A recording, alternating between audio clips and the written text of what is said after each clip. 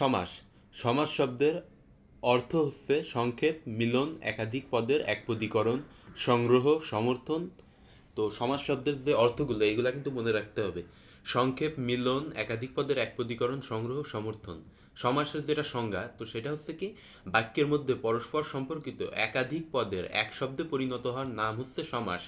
অর্থাৎ একাধিক পদ মিলে যে এক শব্দে পরিণত হয় সেটাকে বলে সমাস। অর্থাৎ আমরা তো দেখি যে ব্যাস বাক্য থেকে কি সমস্ত পদে পরিণত হয়। অথবা অথবা অর্থ সম্বন্ধ আছে এমন একাধিক শব্দের একসঙ্গে যুক্ত হয়ে নতুন শব্দে পরিণত হওয়ার প্রক্রিয়াকে বলে সমাস। সমাস শব্দের বিপরীত হচ্ছে বিচ্ছেদ বা বিগ্রহ, কারণ সমাসের অর্থ হচ্ছে কি মিলন। তো এর বিপরীত কি, বিচ্ছেদ বা বিগ্রহ। সমাস শব্দ হচ্ছে পদের মিলন। শব্দ যখন কোনো বাক্যে ব্যবহৃত হয় তখন তাকে বলে পদ। কারণ কি, আমরা পার্টস অফ স্পিচ পড়ছি না ইংলিশে, তো তখন দেখি কি, যখন সেন্টেন্সে কোনো নাউন থাকে, অ্যাডজেক্টিভ থাকে, তো ওইগুলো বাক্যে ব্যবহৃত হলে তখন তাকে বলা হয় পার্টস অফ স্পিচ বা পদ। তো সমাস ও সন্ধির পার্থক্য। সমাস ও সন্ধি সাধারণ অর্থে মিলন, মানে দুইটার অর্থই কিন্তু মিলন, এইটাই আমরা কনফিউশন হয়ে যাই। একটা হচ্ছে কি পদের মিলন, আর একটা হচ্ছে কি ধ্বনির মিলন।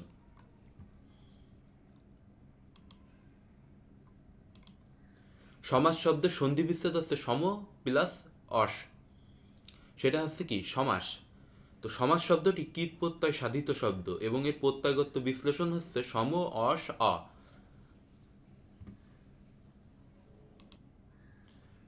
তো সমাস শব্দটি কীট প্রত্যয় সাধিত শব্দের প্রত্যয়গত বিশ্লেষণ হলো সম। এখানে দেখেন অ উচ্চারণ করা যাবে না, কারণ নিচে একটা হসন্ত আছে, আর এটা কি ক্রিয়া প্রকৃতি, এটা দিয়ে বোঝাচ্ছে ক্রিয়া প্রকৃতি, আর এরপরে কি একটা অপ্রত্যয় যুক্ত হয়েছে। তো এইভাবে কি সমাস শব্দটি কীট প্রত্যয় সাধিত হয়েছে বা প্রত্যয়গত বিশ্লেষণ হচ্ছে সম যোগ অস প্লাস অ।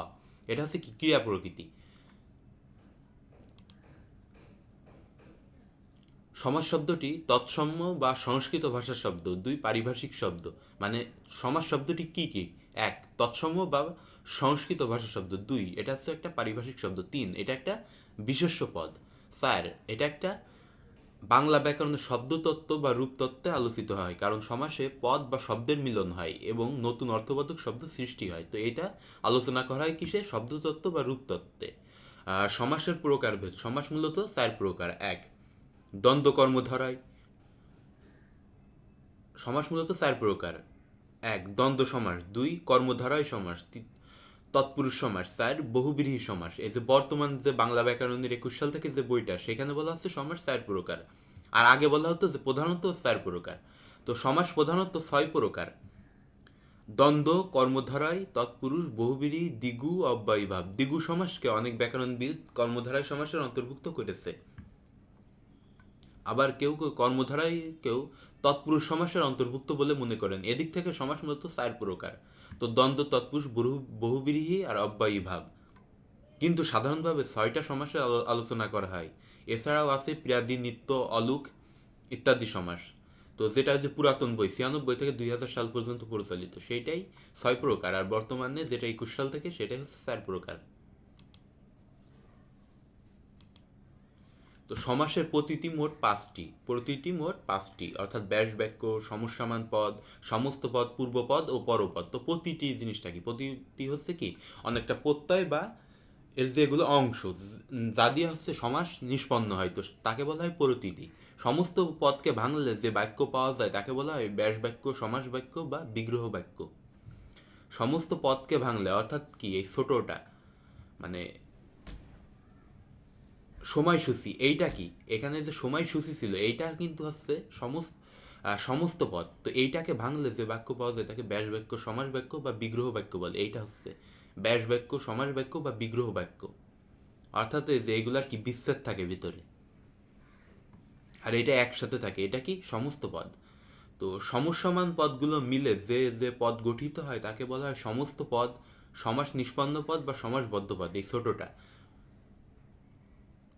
সময় সংক্রান্ত সূচি, প্রত্যেকটা এক একটি সমস্যমান পদ। এই যে এইগুলা কি সমস্যমান পদ, আর এইটা মিলে কি সমাস নিষ্পন্ন হয়, তাকে বলা হয় সমাসবদ্ধ পদ বা সমস্ত পদ।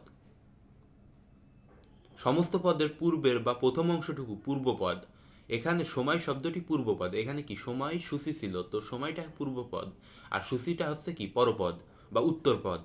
সমস্ত পদের উত্তরপদ বা পরপদ হলো সূচি।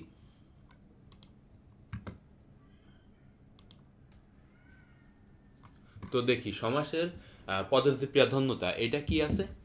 সমাসের পদের প্রাধান্যতা ও ব্যাস বাক্যে যা থাকে, দ্বন্দ্ব সমাসে কি থাকে মানে চিনব কিভাবে, তো দ্বন্দ্ব সমাসে উভয় পদের এটা প্রাধান্যতার কথা বলা হচ্ছে যে কোন পদের প্রাধান্যতা থাকে। তো দ্বন্দ্ব সমাসে উভয় পদের অর্থের সমান প্রাধান্য থাকে। এভাবে মনে রাখতে পারি যে দ্বন্দ্ব হতে গেলে অবশ্যই উভয় পক্ষ বা দুই পক্ষ লাগে। এজন্য দ্বন্দ্ব সমাসে উভয় পদের অর্থ প্রাধান্য থাকে। অর্থাৎ কিভাবে মনে রাখবো আমরা, যে দ্বন্দ্ব হতে গেলে সর্বনিম্ন কি দুইটা পক্ষ লাগে, তো সেজন্য কি উভয় পদের প্রাধান্য থাকে। উভয় মানে কি দুইটা। এবং ব্যাস বাক্যে এবং আর ও থাকে। ব্যাস বাক্যে কি থাকে সংযোজক হিসাবে আর ও এবং থাকে। আর ও এবং এই তিনটা জিনিস থাকে। আর অব্যয়ীভাব সমাসে কি থাকে, অব্যয়ীভাব সমাসে পূর্বপদের অর্থ প্রাধান্য থাকে। তো এটা আমরা কেমনে মনে রাখবো, এটা মনে রাখবো অব্যয়ী সমাসের প্রথম অক্ষর কি অ। তো বাংলার প্রথম অক্ষর কি স্বরবর্ণের প্রথম অক্ষর অ, এজন্য কি পূর্বপদ, এটা সব থেকে পূর্বপদ কি অ স্বরবর্ণের। তো অব্যয়ীভাব সমাসে পূর্বপদের অর্থের প্রাধান্য থাকে। বর্ণমালার স্বরবর্ণের প্রথম বা পূর্ব অক্ষর অ, এজন্য পূর্বপদের অর্থ প্রাধান্য পায়। তো এই হিসাবে মনে রাখবো। আর সামীপ্য, তো অব্যয়ীভাবে দিয়ে কি বোঝাবে, সামীপ্য অর্থাৎ নৈকট্য। আর এছাড়াও বোঝাবে কি পর্যন্ত, অভাব, ব্যবসা, পৌনপুনিকতা বা কি অনতিক্রম্যতা। সাথে বোঝাবে কি সাদৃশ্য, যোগ্যতা কিংবা ক্ষুদ্রতা কিংবা কিংবা এইসব বোঝাবে বা এইসব থাকে। তো কর্মধারায় তৎপুরুষ ও দ্বিগু সমাসে পরপদের অর্থ প্রাধান্য থাকে। তো এই যে পরপদের অর্থ প্রাধান্য থাকে কি কর্মধারায় তৎপুরুষ আর দ্বিগু। তো এটা এভাবে মনে রাখা যেতে পারে যে দ্বিগুণ কর্ম করে তৎপুরুষরা, দ্বিগুণ কর্ম করে পুরুষরা। এটা মনে রাখা যেতে পারে যে দ্বিগুণ কর্ম করে পুরুষরা। তো এটা কি দ্বিগু কর্মধারায় আর তৎপুরুষ, দ্বিগুণ কর্ম করে পুরুষরা, তো দ্বিগু কর্মধারায় তৎপুরুষ। তো পরপদের অর্থ প্রাধান্য থাকে কোথায়, দ্বিগু কর্মধারায় আর তৎপুরুষে। আর কর্মধারায় সমাসে ব্যাস বাক্যে কি থাকে, যে ডট ডট সে, যিনি ডট ডট তিনি, যেই ডট ডট সেই, এই যে ব্যাপারগুলো ব্যাস বাক্যে পাওয়া যায়। এবং দ্বিগু সমাসের ব্যাস বাক্যে কি থাকে সমাহার উল্লেখ থাকে। দ্বিগু সমাসে কি উল্লেখ থাকে, দ্বিগু সমাসে উল্লেখ থাকে সমাহার।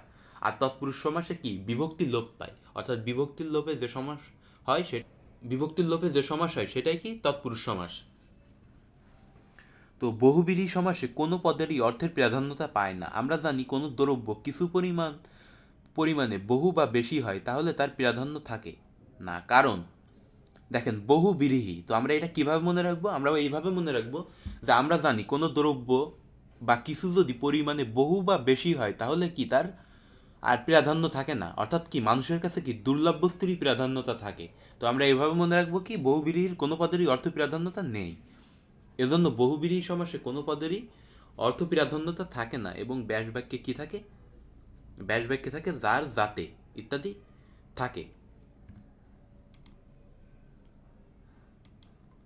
তো সমাস কিভাবে পড়বো আমরা, আমরা প্রচলিত ভুল নিয়মে যেভাবে পড়ি সেটা হচ্ছে কি আগে ব্যাস বাক্যটা পড়ে নিই। অর্থাৎ যেটা আমাদের করে দেখাতে হয় আমরা সেইটাই আগে পড়ে নিই। এটাই আমাদের বড় ভুল। যে সিংহ চিহ্নিত আসন আমরা ব্যাস বাক্যটা আগে পড়ি, তারপর পড়ি সিংহাসন, তো একেবারে আমাদের ইজি হয়ে যায়। তো এভাবে পড়লে কিন্তু মনে থাকে না। মেন পড়তে হবে এইখানে সিংহাসন, তাইলে কি সিংহ চিহ্নিত আসন। অর্থাৎ পড়া উচিত যেভাবে, এইভাবেই পরীক্ষায় আসে যে সমস্ত পদ বা সমাস নিষ্পন্ন পদটা দেওয়া থাকবে যে সিংহাসন, তখন আপনি বলবেন সিংহ চিহ্নিত আসন। অর্থাৎ প্রশ্ন প্যাটার্নের সাথে মিল রেখে প্রথমে সমস্ত পদ পড়তে হবে, পরে ব্যাস বাক্য পড়তে হবে। সমাস পড়ার ক্ষেত্রে সমাসের অর্থ প্রাধান্যতা, শব্দের অর্থ, অব্যয়, বিভক্তি, লোপ ইত্যাদি কি বুঝে মুখস্থ করে পড়তে হবে। অর্থাৎ কিভাবে পড়ব, প্রথমে কোন পদের অর্থ প্রাধান্যতা পেয়েছে, যেমন কি অব্যয়ে কি পূর্ব পদের পেয়েছে, বহুব্রীহিতে কি কোনোটারই প্রাধান্যতা পায়নি, আর দ্বিগু কর্মধারায় তৎপুরুষ কি দ্বিগুণ কর্ম করে পুরুষ, এগুলাই কি পরপদের অর্থ প্রাধান্যতা পেয়েছে। তো এইভাবে কি আমরা এইভাবে মনে রাখবো।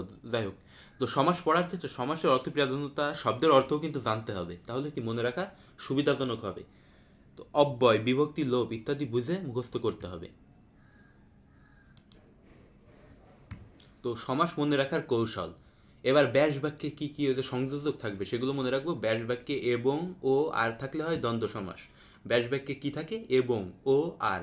অর্থাৎ এইগুলা কখন থাকে আমরা জানি না, যে সমজাতীয় জিনিসের ভিতরে এইগুলা থাকে। অর্থাৎ সমজাতীয় কিছুর ভিতরেই কিন্তু এবং ও আর এইসব থাকে। তো দ্বন্দ্ব সমাসে ব্যাস বাক্যে সংখ্যাবাচক শব্দের সাথে থাকে কি? দ্বিগু। সমাহার থাকে কোথায়? এই যে সমাহার শব্দটা কোথায় থাকে? দ্বিগু সমাসের সাথে।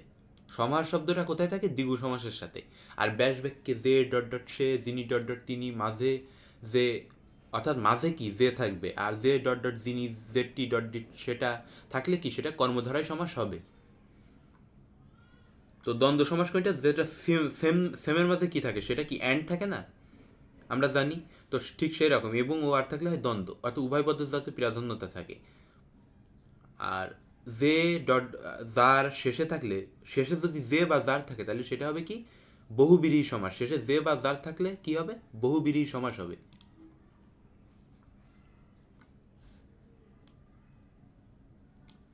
আর ব্যাস বাক্যে বিভক্তি লোপ পেয়ে যে সমাস হবে তাকে বলা হবে তৎপুরুষ সমাস। ব্যাস বাক্যে বিভক্তির লোপে যে সমাস হবে, ব্যাস বাক্যে বিভক্তির লোপে যে সমাস হবে তাকে বলা হবে তৎপুরুষ সমাস। সমস্ত পদে অব্যয়ের অর্থ প্রাধান্য পেলে তাকে বলা হবে কি? অব্যয়ীভাব সমাস।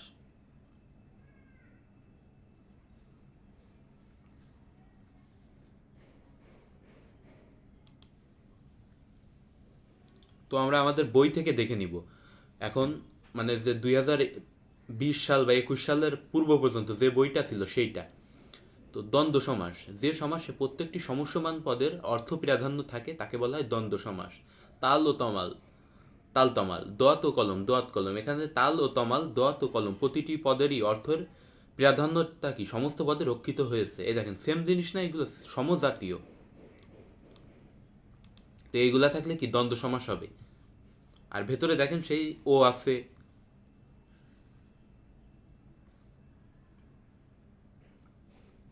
তো দ্বন্দ্ব সমাসে পূর্বপদ ও পরপদের অর্থ সম্বন্ধ বোঝানোর জন্য, তো দ্বন্দ্ব সমাস কয়েক প্রকারে সাধিত হয়। দেখেন দ্বন্দ্ব সমাসে পূর্বপদ ও পরপদের সম্বন্ধ বোঝানোর জন্য ব্যাস বাক্যে কি থাকে? এবং ও আর, এই তিনটি অব্যয়পদ থাকে। ব্যাস বাক্যে কি থাকে? এবং ও আর, এই তিনটা পদ ব্যবহৃত হয়। মাতা ও পিতা, মাতা পিতা। তো দ্বন্দ্ব সমাস কয়েক প্রকারে সাধিত হয়। তো দেখি মিলনার্থক অর্থাৎ সেম জাতীয়। মা বাপ, মাসি পিসি, জিন পরি, চা বিস্কুট, এগুলা কি মানে কি মিলন বা মিক্সারের ব্যাপার বোঝাচ্ছে এখানে। তো বিরোধার্থক শব্দযোগে দা কুমড়া, ওহি নকুল, স্বর্গ নরক ইত্যাদি। আর বিপরীতার্থক শব্দযোগে এখানে কি আছে? বিপরীতার্থক শব্দযোগে আছে আয় ব্যয়, জমা খরচ, ছোট বড়, ছেলে বুড়ো, লাভ লোকসান। দেখেন প্রতিটা কিন্তু প্রতিটার কি বিপরীত এখানে।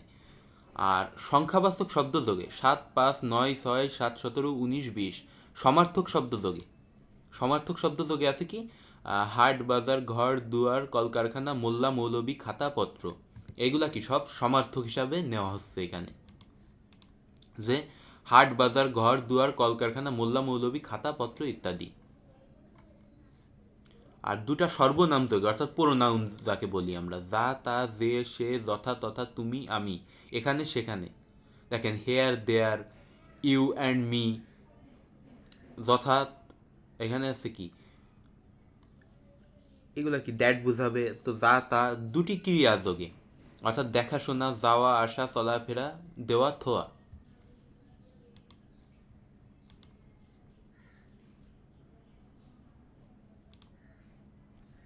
দুটা ক্রিয়া যোগে অর্থাৎ দুইটা ভার্ব, দেখাশোনা, যাওয়া আসা, চলাফেরা, দেওয়া থোয়া ইত্যাদি। আর দেখেন দুটা বিশেষণ যোগে অর্থাৎ দুইটা অ্যাডজেক্টিভ, ভালো মন্দ কম বেশি, আসল নকল, বাকি বকেয়া। আর দুইটা ক্রিয়া বিশেষণ অর্থাৎ দুইটা অ্যাডভার্ব যোগে,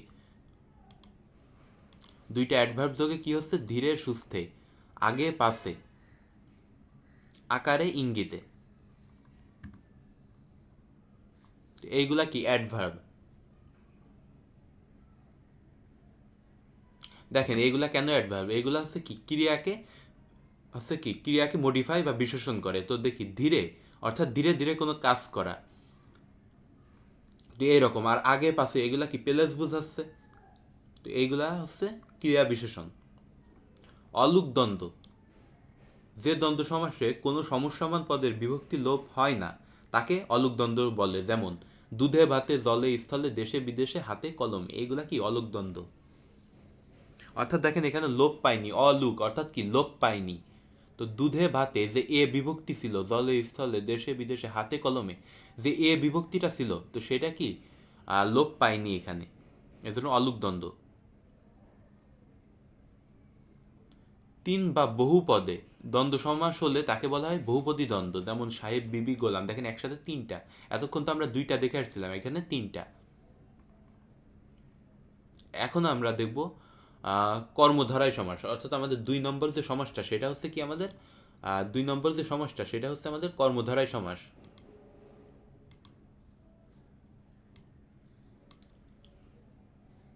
যেখানে বিশেষণ বা বিশেষণ ভাবাপন্ন পদের সাথে, অর্থাৎ অ্যাডজেক্টিভ জাতীয় যে শব্দগুলো তাদের সাথে বিশেষ্য বা বিশেষ্য ভাবাপন্ন অর্থাৎ নাউনের যে সমাস হয় তাকে বলা হবে কর্মধারায় সমাস। যেমন দেখেন নীল, এটা কি অ্যাডজেক্টিভ বা বিশেষণ, আর পদ্ম এটা কি নাউন অর্থাৎ একটা নাম। তো নীল পদ্ম এটা কি কর্মধারায় সমাস, কারণ একটা অ্যাডজেক্টিভ আর একটা নাউন আছে। দেখেন শান্ত অথচ শিষ্ট, কাঁচা অথচ মিঠা, এই দুইটাই কি অ্যাডজেক্টিভ এখানে। তো কর্মধারায় সমাস কয়েক প্রকারে সাধিত হয়। তো কীভাবে সাধিত হয় আমরা একটু দেখে নিই। তো দুইটা বিশেষণ পদে একটি বিশেষ্যকে বোঝালে, দেখেন দুইটা অ্যাডজেক্টিভ মিলে একটা একটা বিশেষ্য বোঝাচ্ছে, অর্থাৎ একটা ব্যক্তি বা বস্তুকে নির্দেশ করতেছে, বা মানে একটা ব্যক্তি বা প্রাণীকে নির্দেশ করতেছে। তো দেখি যে চালাক সেই চতুর, তো এখানে কি দুইটাই অ্যাডজেক্টিভ ছিল, একটা হচ্ছে চালাক আর একটা চতুর, দুইটাই একই রকম। তো এটা কি একটা বিশেষ্যকে বোঝাচ্ছে, তো এটা কর্মধারায় সমাস। আর দুইটা বিশেষ্য পদে একই ব্যক্তি বা বস্তুকে বোঝালে, দেখেন দুইটা বিশেষ্য, জজ এটাও নাউন, সাহেবও নাউন, তো দুইটা মিলে কি জজ সাহেব হচ্ছে। তো এখন আমরা দেখব কার্যের পরম্পরা বোঝাতে দুটা কৃদন্ত বিশেষ্য পদে কর্মধারায় সমাস হয়। কার্যের পরম্পরা বোঝাতেও কি কর্মধারায় সমাস হয়। যেমন আগে ধোয়া পরে মোছা, তো এটা মিলে কি হচ্ছে ধোয়া মোছা।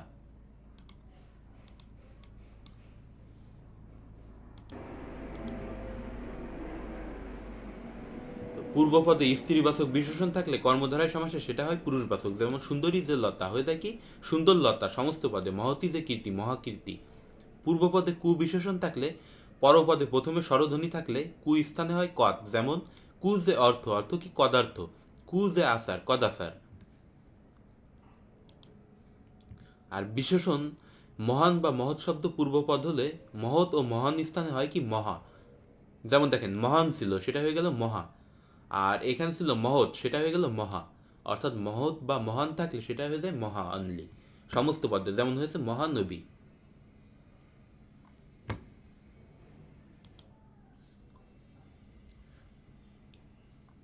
আর বিশেষণ ও বিশেষ্য পদে কর্মধারায় সমাস হলে কখনো কখনো বিশেষণ পরে আসে আর বিশেষ্য আগে যায়। যেমন সিদ্ধ যে আলু হয়ে গেল কি আলু সিদ্ধ, আলু আগে এসে গেল। তো বিশেষণটা কি পরে চলে যায়, সিদ্ধ এটা কি বিশেষণ একটা অবস্থা, আর এইটা কি বিশেষ্য আলু একটা নাম, তো এটা পূর্বে চলে আসছে। তো কর্মধারায় সমাসের প্রকারভেদ, তো এইখানে দেখেন মধ্যপদলোপী, উপমান, উপমিত। তো একটা শুধু আমরা দেখে নিব, সেটা হচ্ছে মধ্যপদলোপী কর্মধারা, এখান থেকে দেখে নিব, আর বাদ বাকি আমরা একটা খাতায় দেখবো, এটা নোট খাতায়। তো মধ্যপদলোপী কর্মধারায় যে কর্মধারায় সমাসে ব্যাস বাক্যের মধ্যপদের লোপ হয় তাকে বলা হয় মধ্যপদলোপী কর্মধারায় সমাস। দেখেন মধ্যপদের লোপ, এই যে চিহ্নিত এটা বাদ চলে যাবে, তো সিংহ চিহ্নিত আসন সিংহাসন হয়ে গেল। সাহিত্য বিষয়ক সভা হয়ে যাবে কি সাহিত্য সভা। স্মৃতি রক্ষার্থে সৌধ হয়ে যাবে কি স্মৃতিসৌধ। দেখেন উপমান কর্মধারায়, তো উপমান অর্থ কি তুলনীয় বস্তু। তো এই যে উপমান, উপমিত আর কর্মধারায় আমরা এখন বুঝে নিব এইখান থেকে। তো এখন আমরা দেখব উপমান কর্মধারায় সমাস। অর্থাৎ উপমান অর্থ কি তুলনীয় বস্তু, উপমান কি তুলনীয় বস্তু। অর্থাৎ এখানে দেখেন শশকের ন্যায় বস্তু ব্যস্ত, শশকের ন্যায় ব্যস্ত, অর্থাৎ কেউ একজন হয়তো শশকের ন্যায় অনেক ব্যস্ত।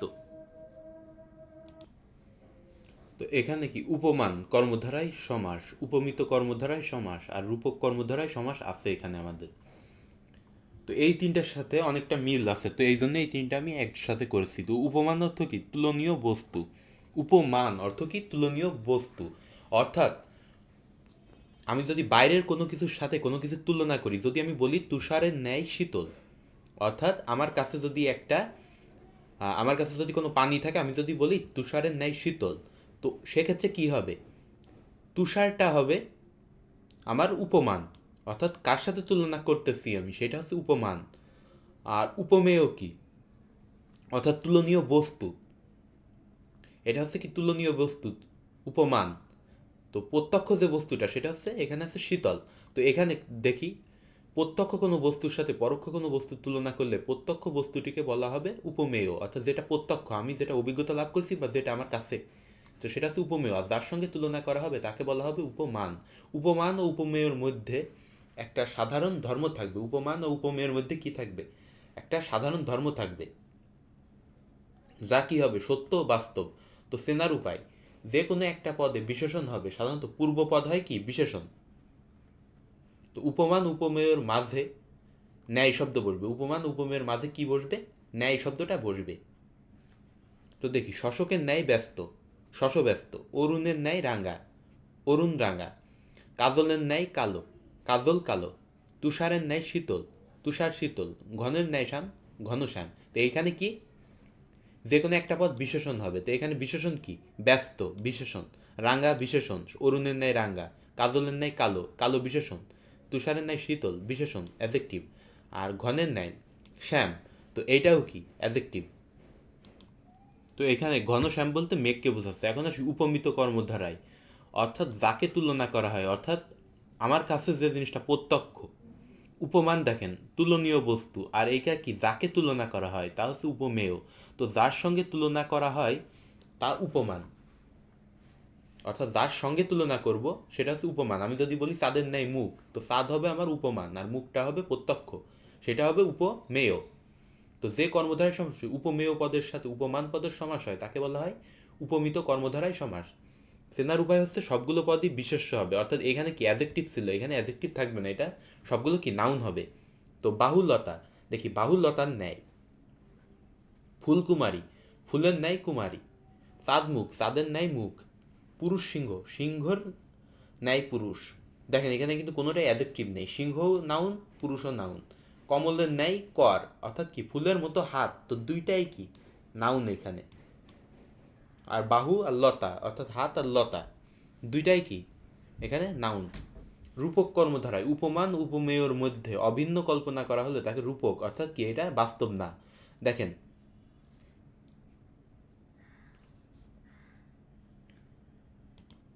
তো উপমান কর্মধারায় যে সাধারণ যে ধর্মটা ছিল সেটা কি ছিল? বাস্তব। আর এইখানে কি সাধারণ ধর্ম কি যেটা, সেটা কি? মিথ্যা ও অবাস্তব, অর্থাৎ বাস্তব না। তো দেখি সেটা, বাহুল্যতার ন্যায়, ফুলকুমারী, ফুলের ন্যায় কুমারী। চাঁদ মুখ, চাঁদের ন্যায় মুখ, কি এই সম্পর্কগুলো কি? বাস্তব না। কিন্তু রূপক কর্মধারায় সমাসেও সেরকম হবে, অর্থাৎ উপমান ও উপমেয়ের মধ্যে অভিন্ন কল্পনা করা হবে তাকে বলা হবে রূপক। তো পূর্বপদ ও পরপদের মাঝে রূপ কথাটা বসে। আর চেনার উপায় কি? পূর্বপদ অদৃশ্য আর পরপদ দৃশ্যমান হবে। পূর্বপদ হবে কি?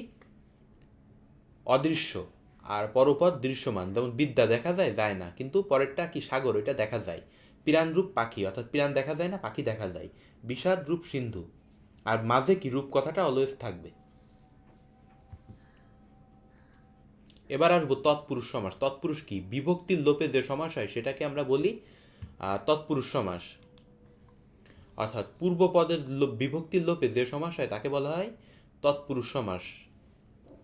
তো দ্বিতীয়া তৃতীয়া চতুর্থী পঞ্চমী ষষ্ঠী সপ্তমী নয় উপপদ অলুক, এই যে সমাসগুলোর এই বিভক্তিগুলো লোপ পেয়ে হবে কি? তৎপুরুষ সমাস। যেমন দেখেন কে রে, অর্থাৎ দুঃখ কে, এই কে বাদ দেওয়া হয়েছে দুঃখ প্রাপ্ত। বিপদ কে আপন্ন, কে বাদ দেওয়া হয়েছে আপন্ন। আরও সাথে আছে কি? ব্যাপ্তি, ব্যাপ্তি উল্লেখ থাকলে চিরকাল ব্যাপিয়া সুখী, তো এই ব্যাপ্তি থাকলেও কি? তৎপুরুষ সমাস, সেটা হবে। তৃতীয়া তৎপুরুষ, পূর্বপদের তৃতীয়া বিভক্তি দ্বারা দিয়া কর্তৃক ইত্যাদি লোপে যে সমাস হয় তাকে বলা হবে কি? তৃতীয়া তৎপুরুষ সমাস। অর্থাৎ মন দিয়ে গড়া হবে কি? মন গড়া। শ্রম দ্বারা লব্ধ হবে কি? শ্রম লব্ধ। মধু দিয়ে মাখা হবে কি? মধু মাখা। উন হীন শূন্য প্রভৃতি শব্দ উত্তরপদ হলেও তৃতীয়া তৎপুরুষ সমাস হয় এক দ্বারা উন। তো এখন হবে কি? একন, বিদ্যা দ্বারা হীন, বিদ্যাহীন। তো উন হীন শূন্য ইত্যাদি শব্দ উত্তর পদে হলেও তৃতীয় তৎপুরুষ সমাস হয়। উপকরণ বাচক বিশেষ্য পদ পূর্ব পদে বসলেও তৃতীয়া তৎপুরুষ সমাস হবে, যেমন স্বর্ণ দ্বারা মণ্ডিত, এরূপ হীরক খচিত, চন্দন চর্চিত, রত্নশোভিত ইত্যাদি। চতুর্থী তৎপুরুষ সমাস পূর্ব পদে চতুর্থী বিভক্তি কে জন্য নিমিত্ত ইত্যাদি লোপে যে সমাস হয় তাকে বলা হয় কি চতুর্থী তৎপুরুষ সমাস, যেমন গুরুকে ভক্তি, গুরু ভক্তি।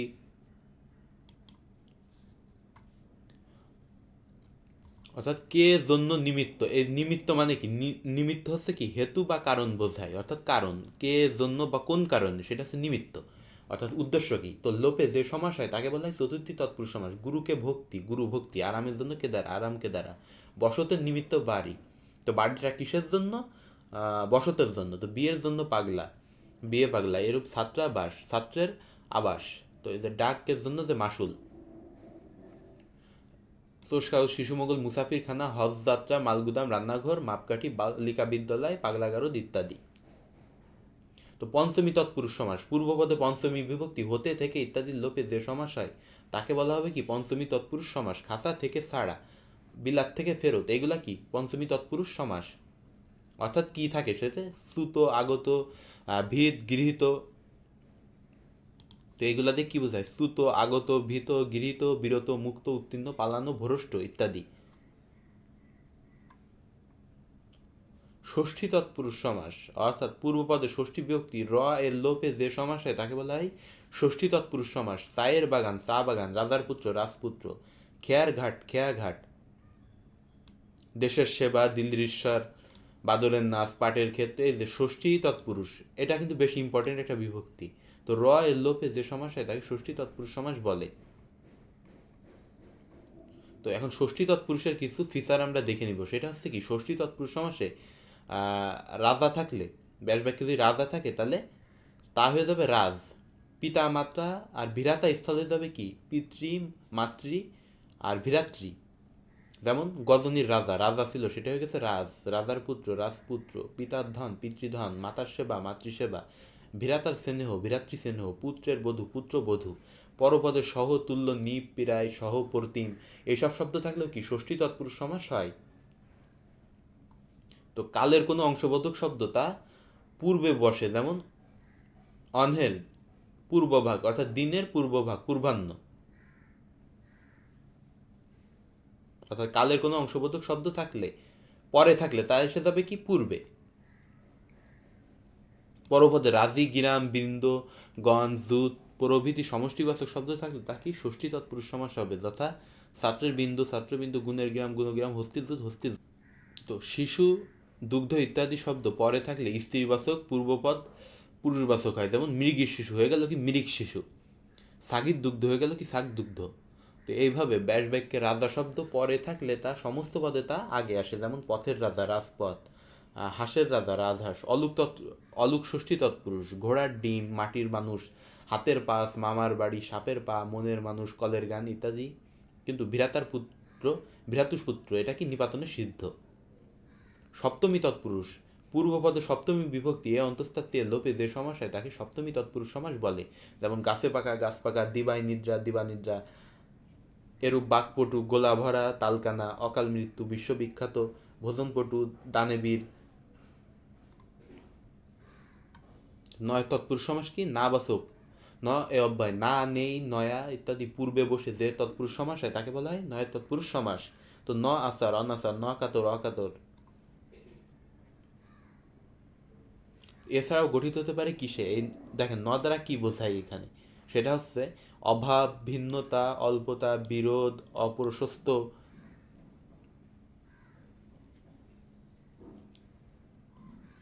আর এই যে বিশ্বাসের অভাব, অবিশ্বাস,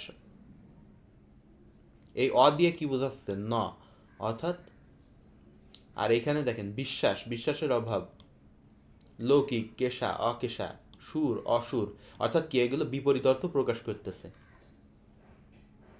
এরূপ অমানুষ, অসঙ্গত, অভদ্র, অনন্য, অগম্য ইত্যাদি।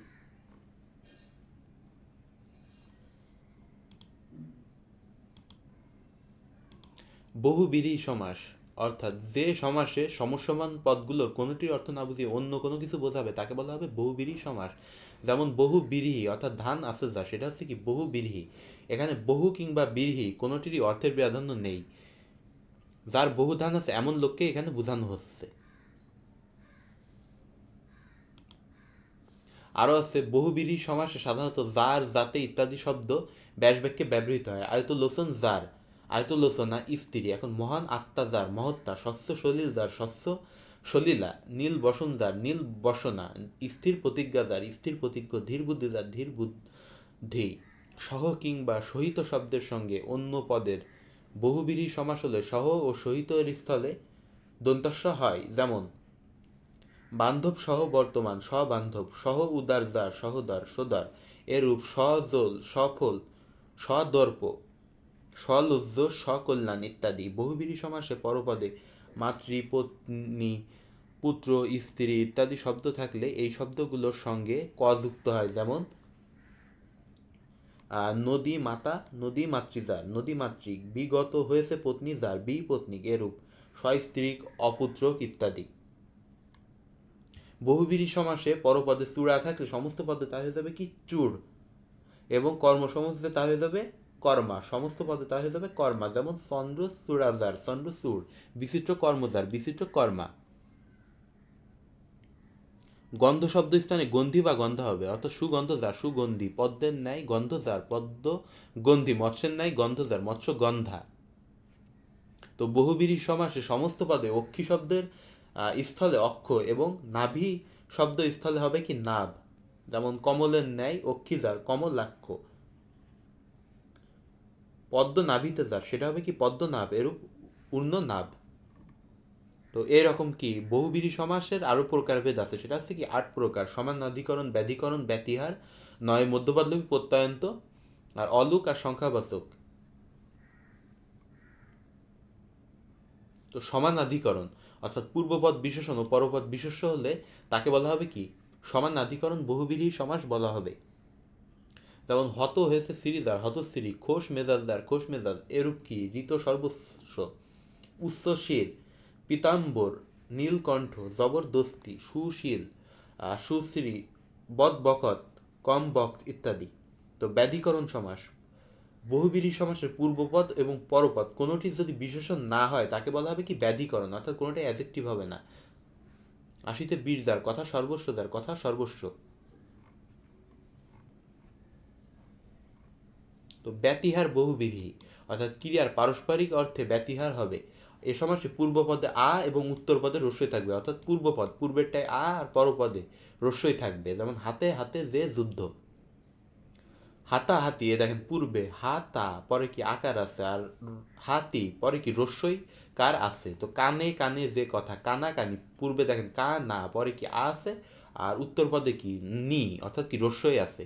এরূপ চুলাচুলি, কাড়াকাড়ি, গালাগালি, দেখাদেখি, কোলাগুলি, লাঠালাঠি, গুতাগুতি, ঘুষাঘুষি। নয় এ বহুব্রীহি বিশেষ্য পূর্বপদের আগে ন অর্থাৎ না অর্থবোধক অব্যয় যোগ করে বহুব্রীহি সমাস করা হলে তাকে নয় এ বহুব্রীহি বলে। নয় এ বহুব্রীহি সমাস সাধিত পদটি বিশেষণ হয়। যেমন নাই জ্ঞান যার, সেটা কি অজ্ঞান।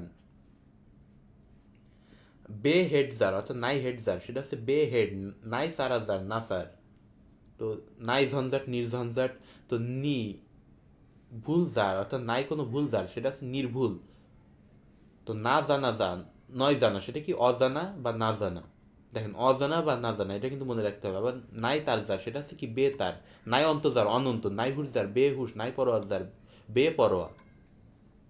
তো মধ্যপদলোপী বহুব্রীহি। তো বিড়ালের চোখের ন্যায় চোখ যে নারীর। দেখেন বিড়াল চোখ, অনলি এইটুক নিয়ে বানিয়েছে কি বিড়াল চোখই, কিন্তু এতগুলো বাদ গেছে।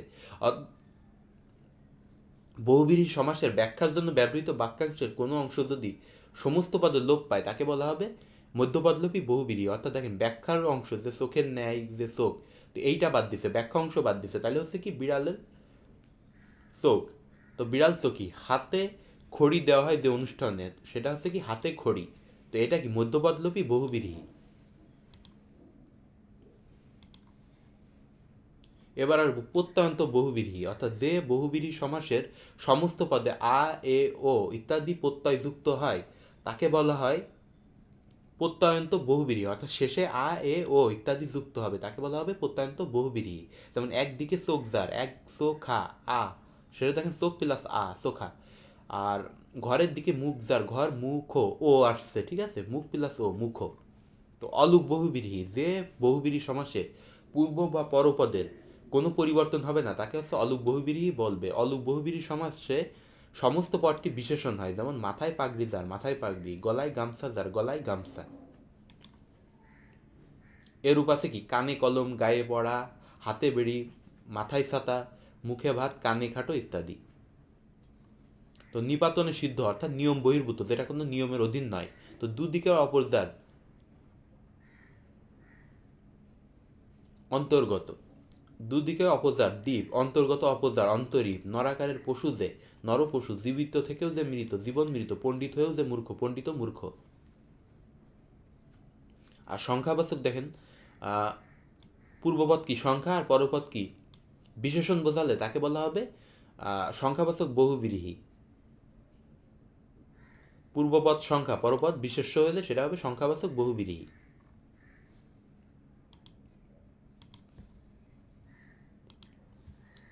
এখন আসি অব্যয়ীভাব সমাসে। সেটা কি পূর্বপদে অব্যয়যোগে নিষ্পন্ন সমাসে যদি অব্যয়ের অর্থে প্রাধান্য থাকে তবে তাকে বলা হবে কি অব্যয়ীভাব সমাস।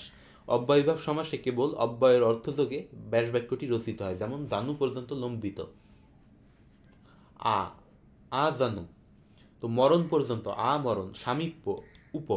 তো কণ্ঠের সমীপে, উপকণ্ঠ। কুলের সমীপে, উপকূল। তো বিপসা, অনুপতি, দিন দিন, প্রতিদিন, ক্ষণে ক্ষণে, প্রতিক্ষণে বা ক্ষণ ক্ষণ, অনুক্ষণ। পর্যন্ত, আ সমুদ্র থেকে হিমাচল পর্যন্ত, আ সমুদ্র হিমাচল। পা থেকে মাথা পর্যন্ত, আপাদ মস্তক। অতিক্রান্ততা বোঝাবে, তো বেলাকে অতিক্রান্ত, উদ্বেল। শৃঙ্খলাকে অতিক্রান্ত, উচ্ছৃঙ্খল। বিরোধ দেখেন প্রতি দ্বারা কি বিরোধ বোঝাবে। তো এই যে অব্যয়, এইগুলা কি অব্যয়। তো শহরের সদৃশ, সেটা কি উপশহর, গড়ের তুল্য। ঈষৎ দ্বারা কি আ বোঝাবে। তো এই অব্যয়ের অর্থগুলো আমরা সবসময় মনে রাখবো।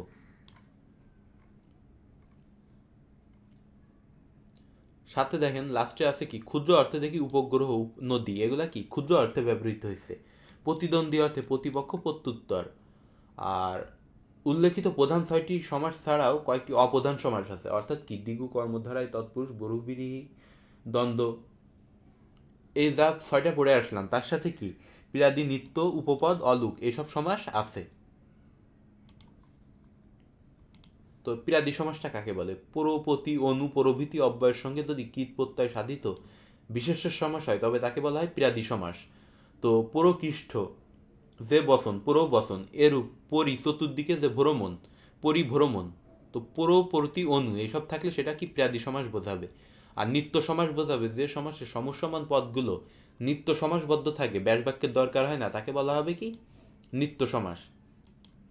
তো নিত্য সমাস, যে সমাসে সমসমান পদগুলো নিত্য সমাসবদ্ধ থাকে তাকে বলা হবে নিত্য সমাস।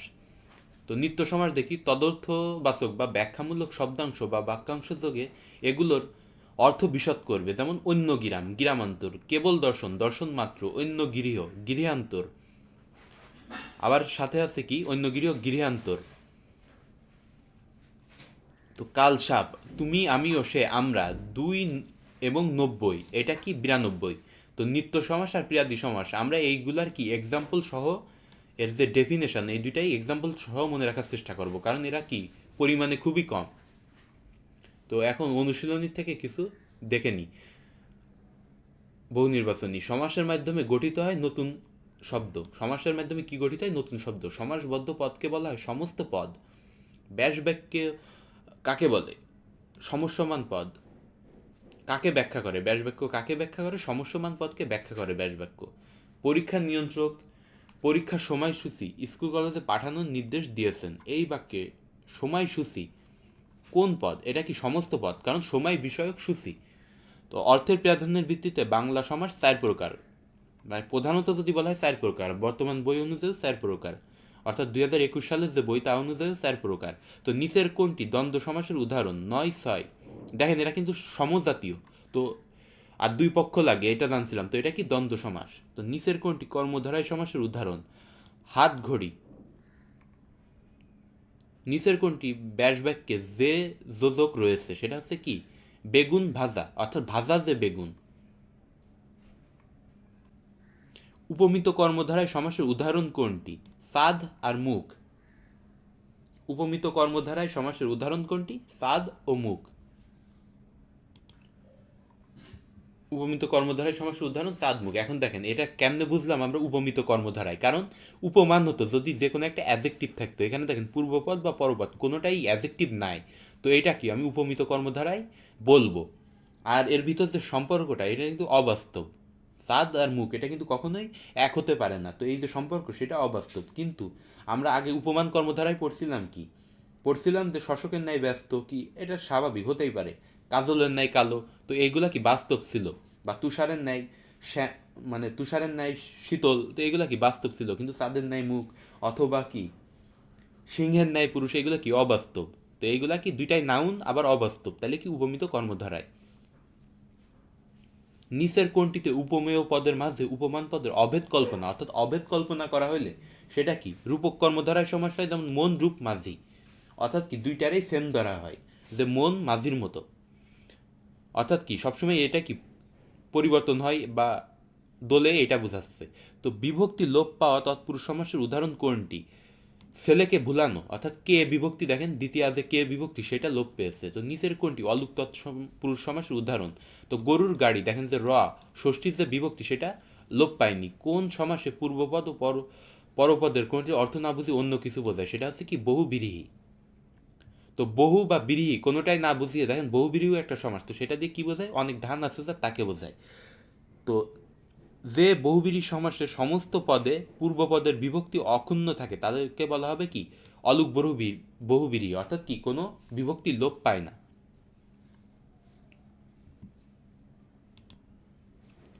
তো এখন আমরা কিছু বিসিএস আসা কোশ্চেন দেখে নিব। তো দেখেন কোনটি ব্যতিহার বহুব্রীহির উদাহরণ?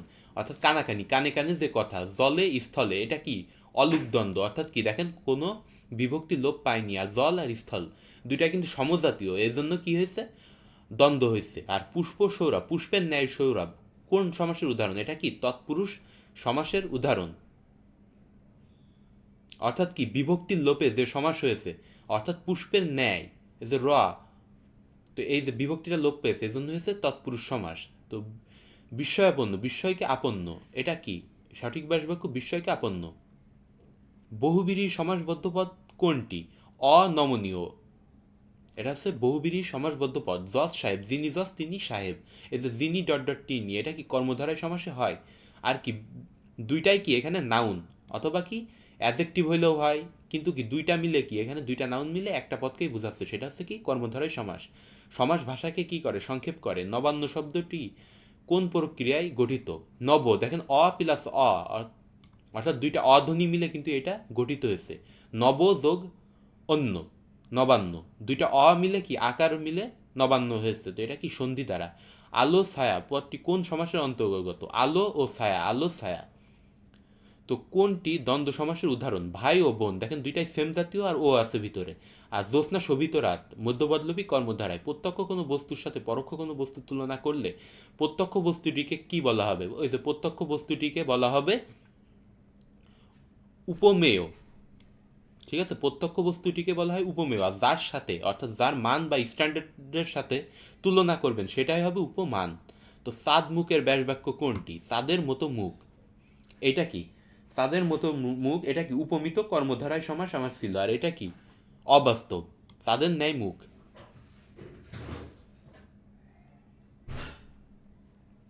দেখেন চাঁদ মুখের নয় এরকম কিন্তু হবে না, এটা হবে কি চাঁদের ন্যায় মুখ। অর্থাৎ এখানে যে পদগুলো থাকবে তার ভিতর কি এখানে উপমান যেটা ঠিক আছে সেটা পূর্বে বসবে। এখানে দেখেন উপমান, অর্থাৎ যার সাথে আপনি তুলনা করবেন, তাদের সাথে আমি তুলনা করতেছি, যেটা আমার উপমান সেটা কি পূর্বে বসবে। আর মুখ এটা কি প্রত্যক্ষ বা উপমেয়, সেটা কি পরে বসবে। উপমান আগে উপমেয় পরে বসবে, সেটা হবে কি চাঁদ মুখ। এজন্য এগুলো আমি নিইনি। আর দেখেন যার এগুলা কিন্তু নেওয়া যাবে না যত্রতত্র। তো এটার অ্যান্সার হবে চাঁদের মতো মুখ। তো মধ্যপদলোপী কর্মধারায় দৃষ্টান্ত কোনটি? হাসি মাখা মুখ, হাসি মুখ। দেখেন হাসি মাখা, এই যে মাখা ব্যাখ্যামূলক অর্থে যেটা আনা হয়েছিল সেটারে বাদ দেওয়া হয়েছে। তো লাঠালাঠি, দেখেন লাঠিতে লাঠিতে যে ক্রিয়া সেটা হচ্ছে কি ব্যতিহার বহুব্রীহি সমাস। তো সেম জাতীয়গুলোতে আমরা দেখি, যেমন বাঘে মহিষে তো এক ঘাটে জল খায়, এরকম আমরা দেখছি না, সেগুলো কি ব্যতিহার বহুব্রীহি, যে সমাসের পূর্বপদ সংখ্যাবাচক আর সমস্ত পদের দ্বারা সমাহার বোঝায় তাকে কি বোঝাবে, দ্বিগু সমাস। অর্থাৎ পূর্বে সংখ্যাবাচক আর তার দ্বারা কি সমাহার বোঝাবে। সমাসবদ্ধ শব্দ আনত কোন সমাসের উদাহরণ? তো আনত এটা কি, আনতটা অব্যয়ী ভাব সমাসের। এখানে দেখেন আনত এটার দ্বারা কি বোঝাচ্ছে, ঈষৎ বা কম নত, ঠিক আছে, যে পুরাপুরি নত না, সেটা কি বোঝাবে, আনত।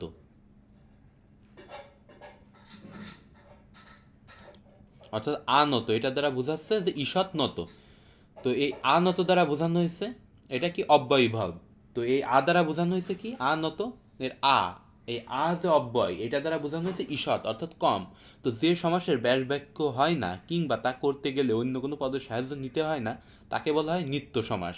কারণ আমরা নিত্য সমাসের কিন্তু সংজ্ঞা পড়ছিলাম। তো নিত্য সমাস পড়ছিলাম কোনটা, যে সমাসে সমসমান পদগুলো নিত্য সমাসবদ্ধ থাকে, ব্যাস বাক্যের দরকার হয় না। অর্থাৎ নিত্য সমাসবদ্ধ থাকবে, ব্যাস বাক্যের দরকার হয় না, তাকে বলা হবে নিত্য সমাস। তো আজকের মতো এ পর্যন্ত। আশা করি আমরা এটা সমাস কিভাবে পড়তে হয় বা কোনগুলা কিভাবে নির্ণয় করব, আইডেন্টিফিকেশন সবই শিখলাম এখানে। তো পুরাতন বই আর নতুন বই দুইটা ব্যাপারও দেখলাম, যে পুরাতন বইয়ে ছিল 4টা আর বর্তমান, পুরাতন বইয়ে ছিল 6টা আর বর্তমান বইয়ে আসছে 4টা। তো পুরাতন বইটা আমরা একবার পড়বো আর নতুন বইটাও পড়বো একসাথে মিক্সার করে। তো আমি পুরাতনটা দিলাম এই জন্য যে পুরাতনটাই বেশি ছিল, এই জন্য পুরাতনটা দিলাম।